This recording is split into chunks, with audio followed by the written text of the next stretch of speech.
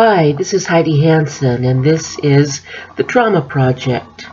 It's a hallmark of good mental health to keep learning, so let's do some learning today on the 5 acumens of trauma recovery. I want to ask you a question. If you're in recovery from some kind of trauma, does it feel sometimes like a really big climb up a really thorny mountain? Do you feel exhausted, like you're not making headway, all alone, no hope? Well, I'm here to tell you that that's trauma talking. There is hope.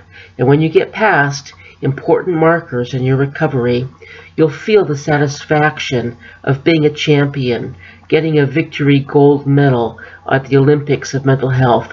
And the more that you work on that climb of recovery, you'll meet some extraordinary people along the way. Because extraordinary people take on their personal recovery challenges. So they will be out there and you'll meet them. And the view, by the way, is great from the progress points going upward. So if you're fatigued, take rests. Find a plateau to restore, reflect, and reinvent. Enjoy the view of dignity and self-respect that comes from being able to take good care of yourself, and the pride you'll feel of being a champion, a gold medal Olympic mental health winner, and reflect on the fact that you have recovered this much. And so you know for a fact that there is real hope that you can recover further. And there'll be more in these 5 acumens of trauma recovery later, but I just want to review them really quickly and talk about one of them. So the 5 acumens are: 1, making meaning out of your trauma experiences; 2, finding restorative justice; 3, body reconciliation; 4, expanding and strengthening your sense of self; and 5, high engagement with life-affirming activities. But I want to just find some critical mass here today on one component of finding restorative justice. Much of trauma we experience and think of is anxiety and fear, worry, hypersensitivity, angry outbursts, and that certainly is true. But one piece that we sometimes overlook is the pain factor. That anxiety very often comes from a source of deep pain, grief, loss, hurt, sadness. And when we can experience that pain and go through it and find a way to comfort that pain, this can be a part of restorative justice in this particular way. It's just that, unfortunately, sometimes we have to do this ourselves.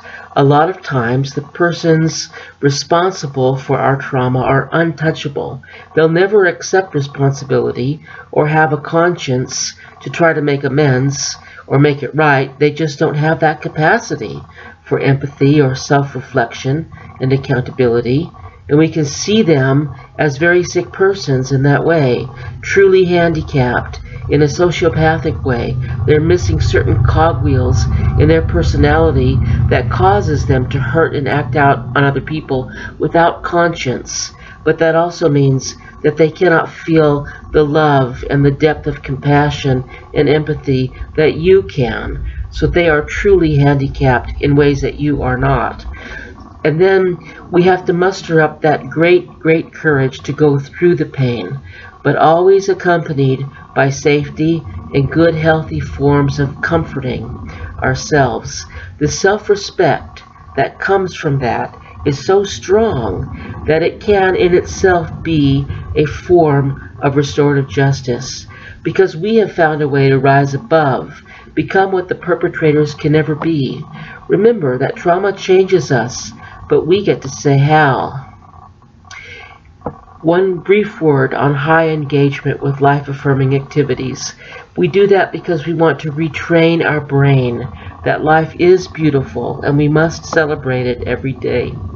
I'll be making some more of these little workshop video snippets free of charge on this site, but remember, to get the whole enchilada, you've got to come to a Trauma Project workshop in person where we commune and support together, where we educate ourselves more in depth on these 5 acumens of trauma recovery, do a little creative art and journaling, find lots of peer support, and get ourselves back in the driver's seat. email me or call to sign up. My workshops are free, although I'll pass the hat for spare change to cover coffee and snacks if you don't mind, but don't let that hold you back. Thanks so much. Thank you so much for watching this video. I really do care about you and really hope that this video helps. Thank you. Take care. This is Heidi Hansen. Bye for now.